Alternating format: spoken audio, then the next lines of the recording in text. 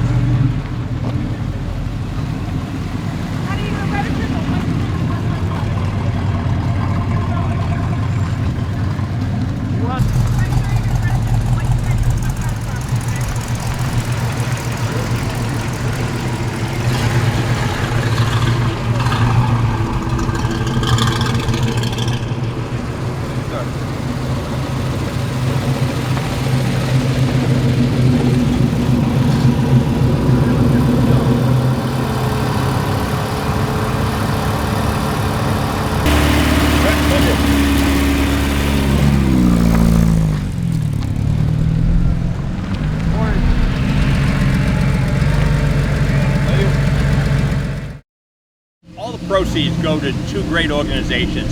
Over the years, it's gone to many different organizations, you know, all catering to the Brimfield community.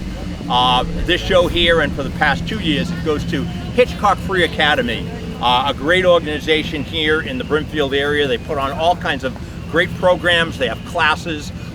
They have all kinds of things, you know, for kids and adults. Also, the Brimfield Firefighters Department They work real hard in making sure that Brimfield and the surrounding towns are all safe. They have a 50-50 raffle going on. Kate and Rusty, the owners of the field, you know, allow this show to happen. And it's just, you know, as any car show, it's all about the weather. And today, we definitely have the weather, and it's great on this holiday weekend. The show always is on Columbus Day weekend, and so folks just kind of always know that this is kind of like the way it was set up to be like the last show, the last hurrah. And it's just a fabulous opportunity for car owners and, you know, sponsors to get together and enjoy a fantastic day here in Brimfield.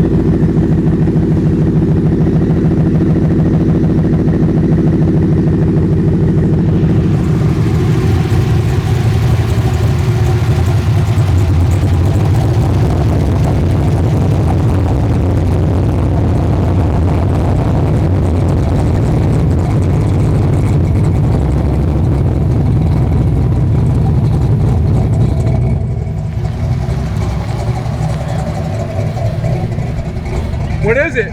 What year tractor's that? 1930, Worthington. I know you're not entering the Silverado here.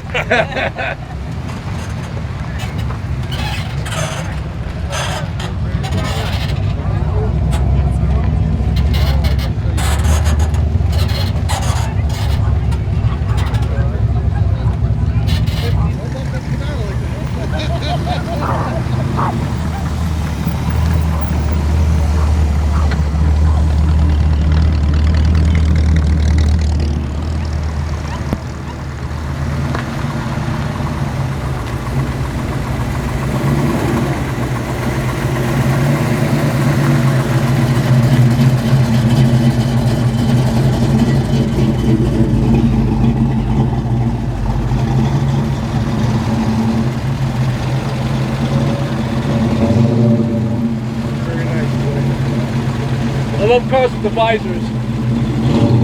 That is sweet. Oh, a Rattler. I met you guys. I met you guys, Rattlers. I met to one of your shows. Yeah. Good seeing you. Good seeing you.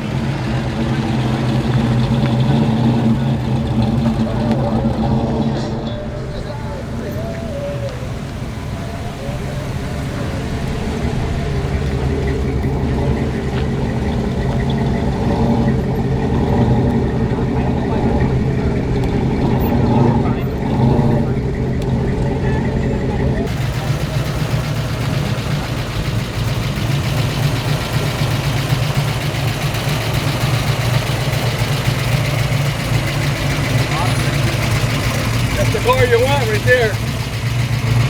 Are you the original owner? No. Ah, all I right. bought it in like 95.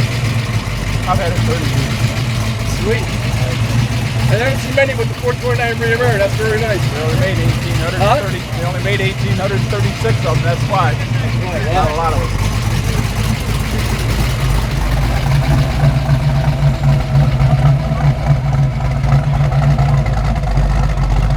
Say they only made 1,836 with that rear.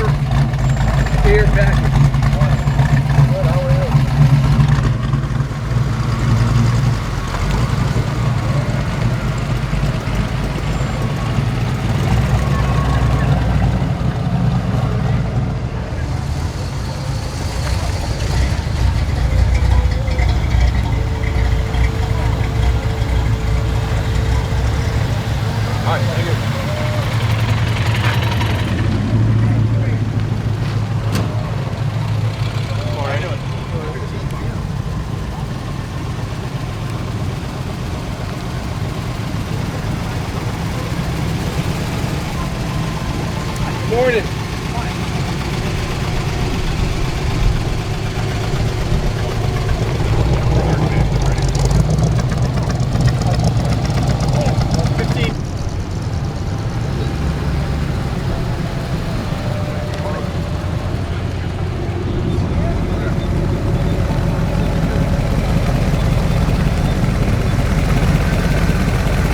Get your money ready.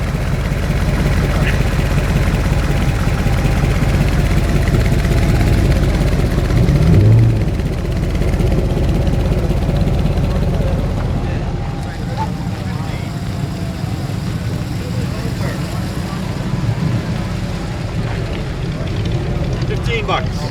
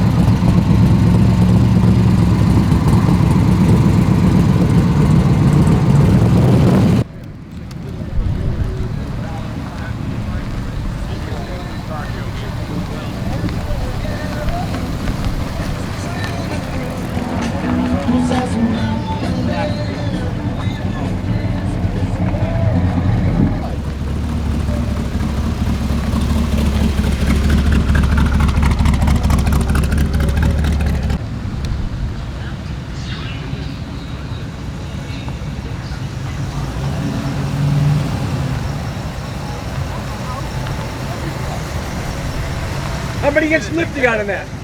About a 4. 4, looks nice. 2-inch body lift. Did a buy to lift too, right? Nice.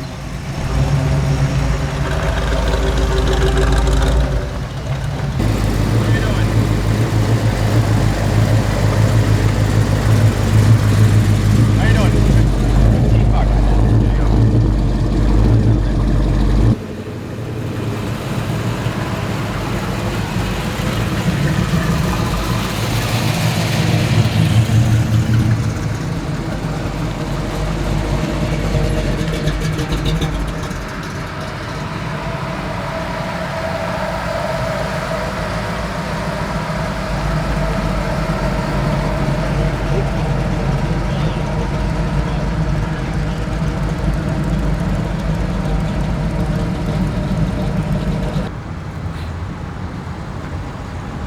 How you doing? How you doing?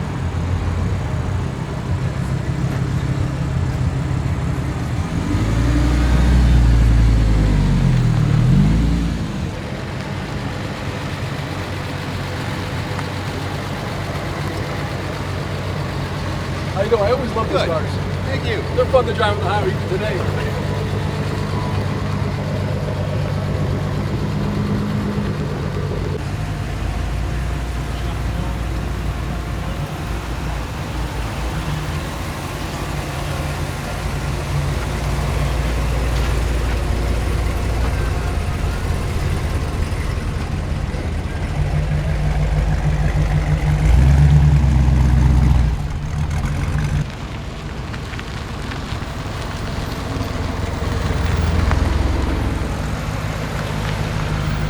Get the tailgate.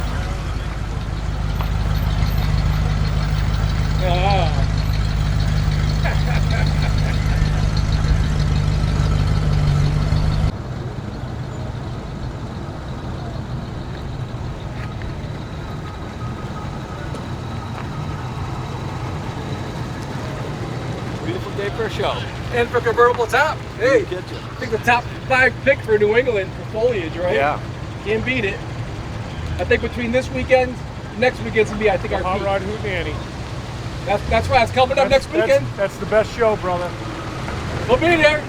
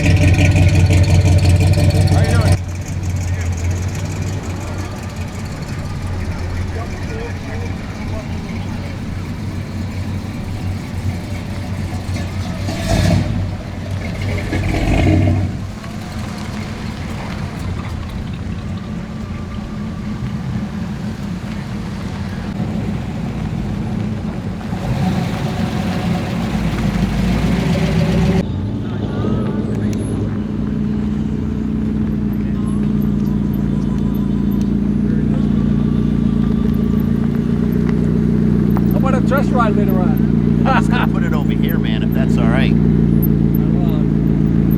your parking lot guy. Oh, okay. Don't get me in trouble.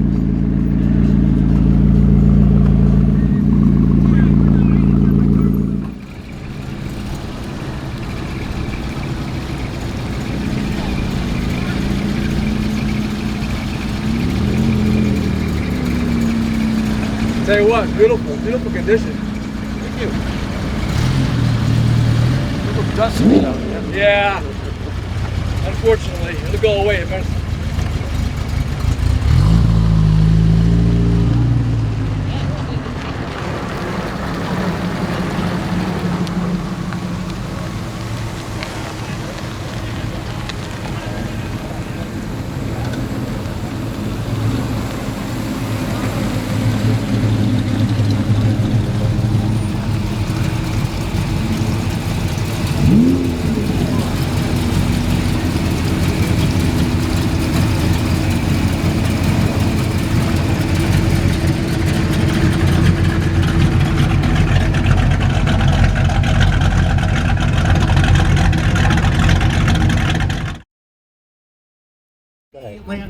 Hey, Steve Magnante, you might know me from BARRETT-JACKSON. I'm here at the Brimfield winery car show right now, and I'm enjoying a beautiful sunny day in October. And I'm here with the owner of a very special American Motors Scrambler. What's a Scrambler? A Scrambler Rambler. It's a hearse, a prepared car that had AMC's biggest engine in it, 4-speed, traction bars. They even rolled the rear fender well lips in so you could put slicks on the back. They even came one way from the factory, 2 different colors, but it came very basic, but with their biggest engine, biggest, highest horsepower setup that AMC had at the time. It's basically American Motors. I think Mitt Romney back in 1961 said the only race American Motors cares about is the human race. And in the 60s, they weren't big on muscle cars, but that changed in 1969 with the Rambler Scrambler. AMC's smallest package, the American, with their biggest engine, the 390, which is more commonly found in big station wagons and stuff. Cue the dog. Anyway, you gotta have a dog. The beauty of this thing is that it's very original, nicely restored. The cold air hood is functional. And how does that work? When the vacuum drops off, the flap opens up to allow the cold air to go right to the air cleaner. So when you step on the gas hard, the flap will spring open. Very similar device used in the cowl induction Chevy Nova, or nothing to the Camaro and the Chevelle. Same idea, different company, obviously, but vacuum operation, and also the air grabbers on 71, 72 and 71 Roadrunners and stuff have a similar vacuum thing. You don't have to use a cable to open this one. It's actually when you go wide open, that thing opens. Exactly. It gives cool air to the engine, which is cooler and denser, which helps to make the. And in case you wondered what this is for, well, it's spelled out right there. It's for air.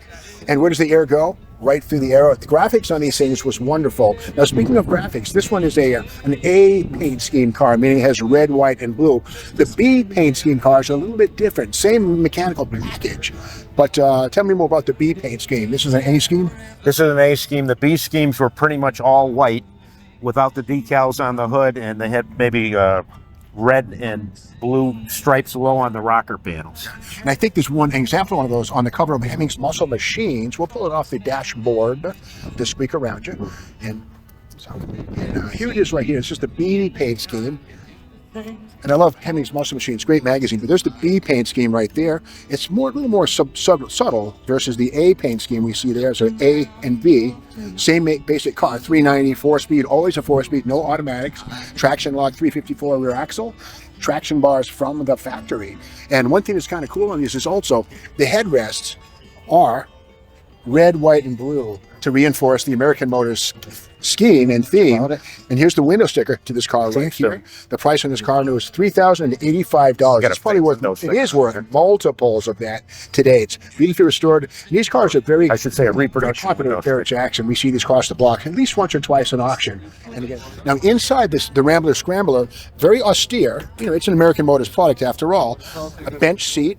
Always with charcoal black paint, and no center console, nothing. But there's that 4-speed. It's a T10, BorgWarner T10 4-speed manual transmission, no automatics available. This one's also a radio delete car. You can see the dash over here, see there's a little plate right there.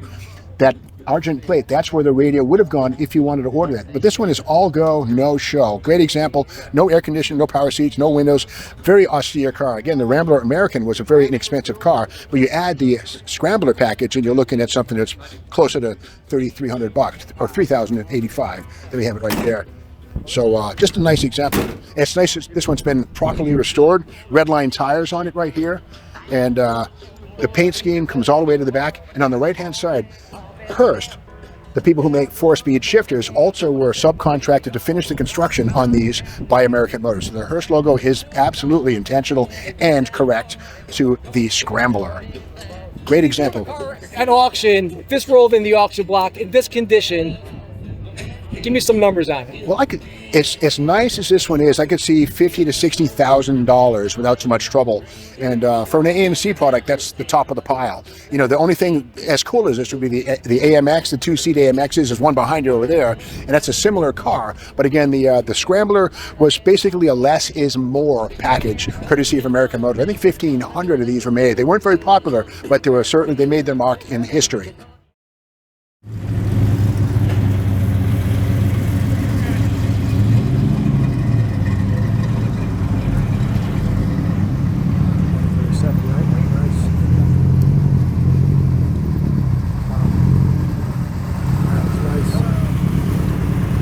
How you doing, bro?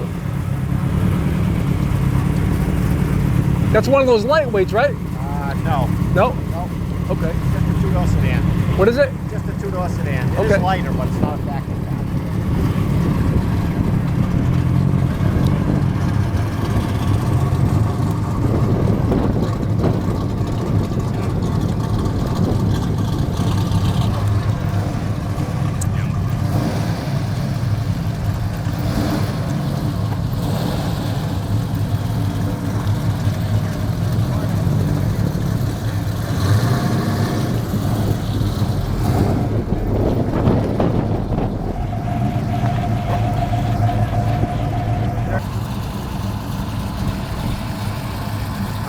At the top.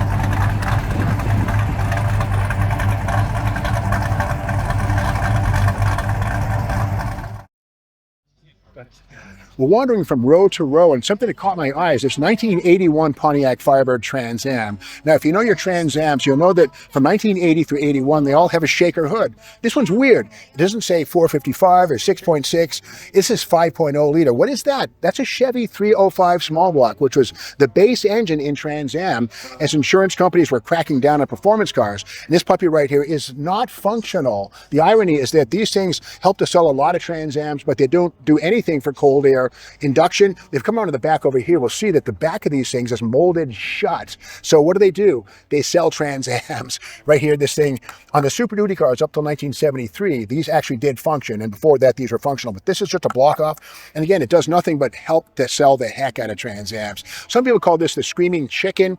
I call it the Phoenix Rising, which is technically really what it is, to be respectful. It's a really unusual car. It's also a 4-speed, and with that said, 4-speed 305 Chevy. It's not a 455 or a 403. Not Okay. And here with the hood lifted, we can see right here the Chevrolet 305 engine. That's a 5-liter engine in metric speak. There it is, 5.0. Most people say that's no way that's factory. It'd say 6.6 liter or 6.6 litre for the 403 or the 400. But this is the Chevy small block, which was the base engine in the Pontiac Trans Am by 1981. You get a slight credit on your purchase, and there it is right there. It's got about 160 horsepower, something like that. But the weird thing on this one, this is a 4-speed car, and if we look inside the car, you'll see it's got a 4-speed transmission right there, which is a very sporting touch. You'll see the tachometer just goes up to 4,500 RPM. That's the caution line. 5 grand is the red line. So GM did not want people to over-rev their 305 Chevy powered Pontiac Trans Ams. So over here we have the T-tops right here, the glass roofs, very popular stuff. And again, a nice example of a 1981 Trans Am. Now keep in mind, 82 was the first year for the Gen 3 Firebird, a small downsized car. This is the final year for the second generation Firebird and Trans Am. Today he's roaming around the field somewhere, doing his thing, checking out all the cars. We're going to have a Steve.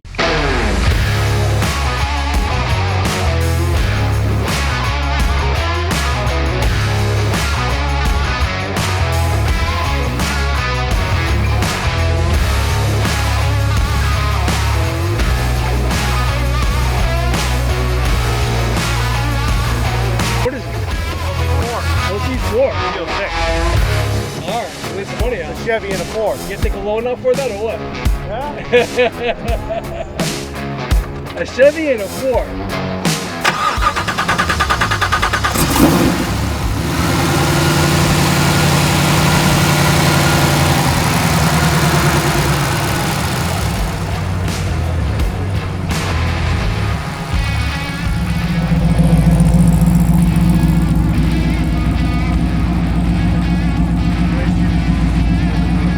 Here, so let's tell you about why the Chevy engine. What's up with this? It seems that it fits in there like it should.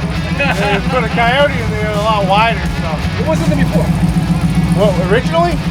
Yeah. It would have been like a 289 or something. But I mean, the Chevy is closer to a small block Ford than the modern Ford stuff. A lot of cool tech features. Tell me about, walk me through the gauge cluster there. What do you got going on? This is Automito Spec Pro. It's like NASCAR type gauges. Actually, this is a customer's car, but he made this bezel for it. You know, it's got kind of like a race car steering column, kind of gutted out race car look, you know. Yeah, very cool, man. So, customer's car, where do you work at? I got a shop in Spencer, Mass, Next Gen Performance. We build custom cars like this. There you go, man. We got 3 or 4 cars here. You're on Facebook? We're on Facebook, we're on Instagram, I think we're on YouTube too, a little bit. Oh, that's cool, man. Very nice. Thank you.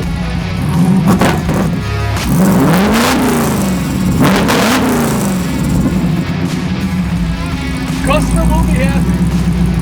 What pickup thing? What'd you get this thing? Pretty soon. We're just working out some bugs. Oh, yeah. There's always bugs. A couple of more shows? Yeah, a couple more shows.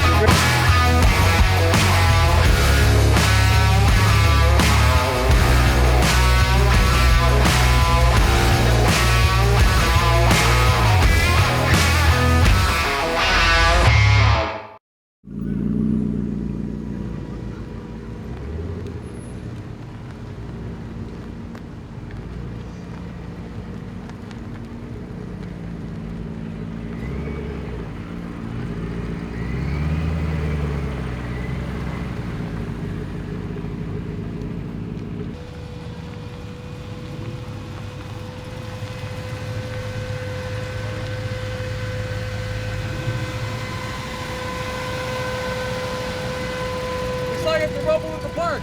That was a good show. Yeah.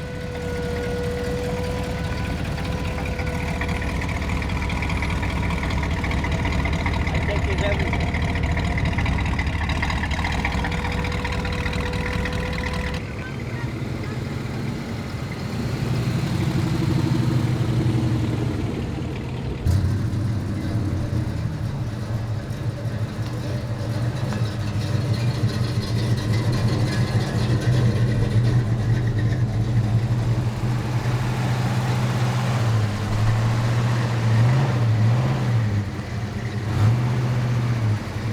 Ventura, was that a Canadian car? No. No? No, it's a late model in '71. It came out like 6 months after That Nova. 455, was that the option? No. They made one and crushed it. That's all they did. I got letters from Pontiac how they did crush it. What's under the hood? 455 in this. Oh, okay. So you did get a 455 grade, huh? Yeah, I put it all together, yeah. It's the next car, it lives on. Yeah, it hates the heat though. I hear that, oh boy.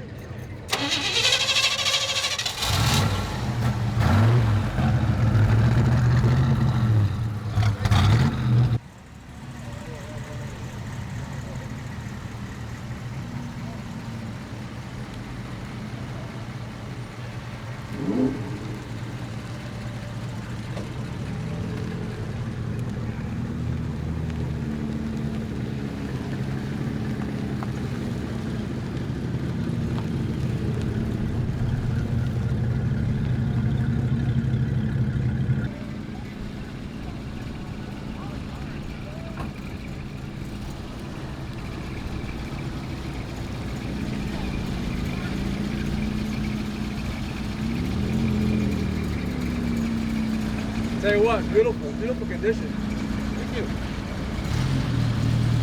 Little dusty out there. Yeah.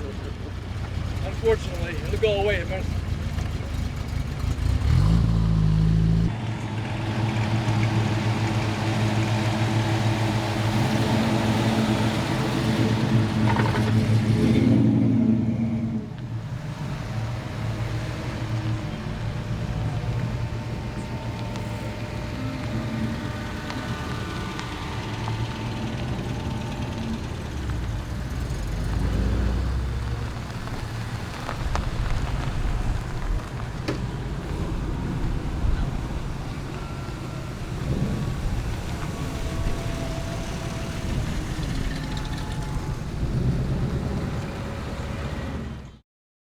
The Brimfield car show, and this is something kind of cool. It's an orange Pontiac GTO, and you can always tell a GTO because they have the urethane nose right here, which is actually technically a crash item. It was more than ornamental. It was actually part of the car styling. This one has the hideaway headlights, and when you have the hideaway headlights, there's some structures underneath the grille. There's some inserts right here that help to hide the vacuum motors. So again, kind of a different deal versus an exposed headlight GTO.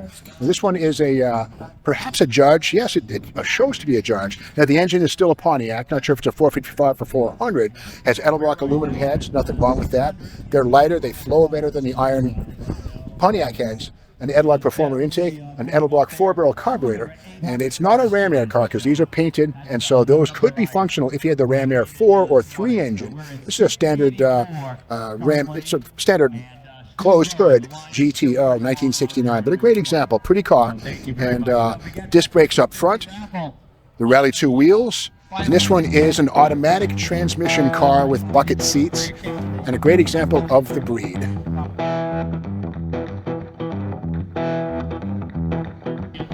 And you gotta love the wing on the trunk. Actually, there's a bit of a and you gotta love the wing on the trunk. Actually, there's a bit of a controversy with these. 1969 first year for this. 1970 they went to floating. Here's the problem: people are closing the thing and slamming their fingers in between them. That was the thing. So for 1970 they went to a flying wing with vertical struts and ended the finger center problem. But again, here's the wing on the back of the GTO, and a great example of GM styling at its height. Beautiful car. Thank you, Steve. It's always great seeing you. The variety of cars here at the Brimfield Winery Car Show is astonishing. All kinds of neat. Let's go look around some more.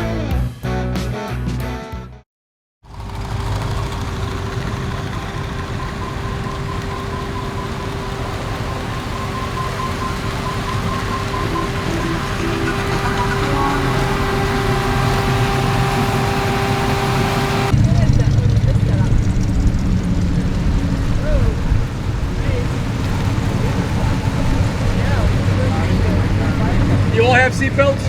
No seatbelts. No seatbelts. We're living back in the 50s. We don't need no stinking seatbelts. Well, who's paying the money? Is it $5 each or $15 for the car? You got everybody in the trunk? Right in the trunk, yeah, that's right.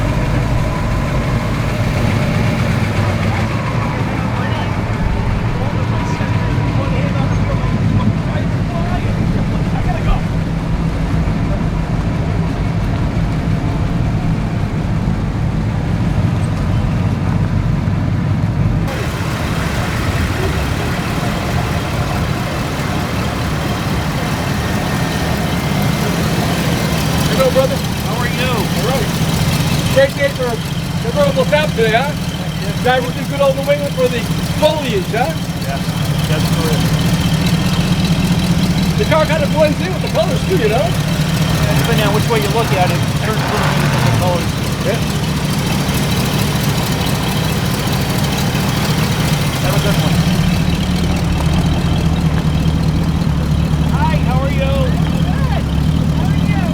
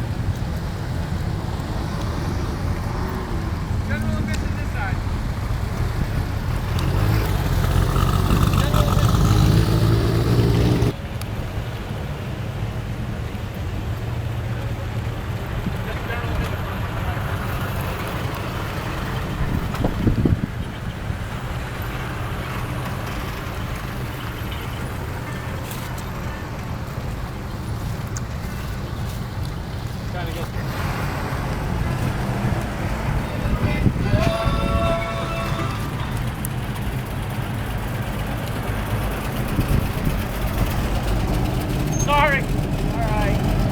You guys ain't got a carb out there. What's that? Have a carb out there. Yeah. It's not gonna help. Yeah. Things are running hot. Yeah. Sorry.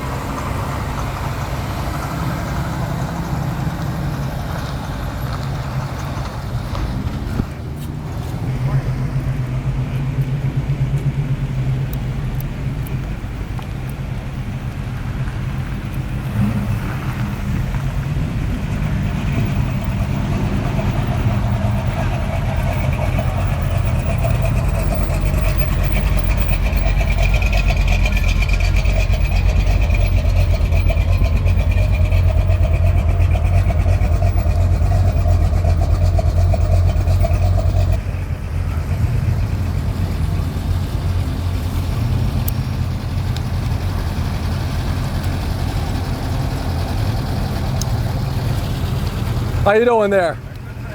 I always like seeing the Metropolitan at a car show. I think it's the only one I've seen so far. I've been here since 8:30. Unless one was parked earlier. 8:30, the lot already had about already a third filled. Wow. Wow.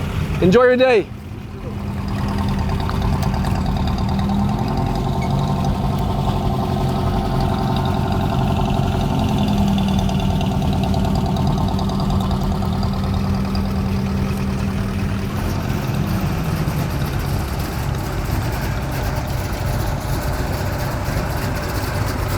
Sounds good.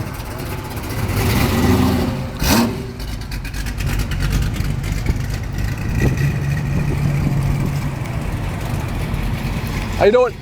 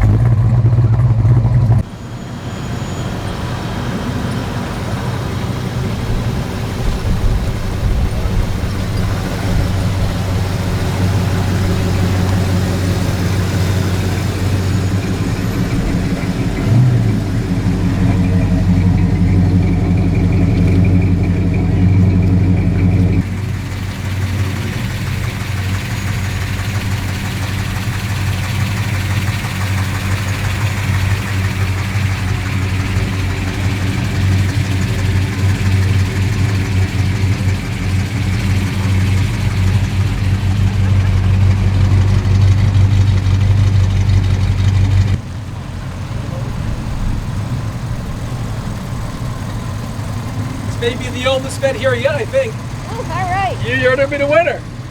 I don't know. 54. Yeah. So 53 is the first. Okay, I haven't seen a 53, so Uh-oh. like I said, you may be the oldest.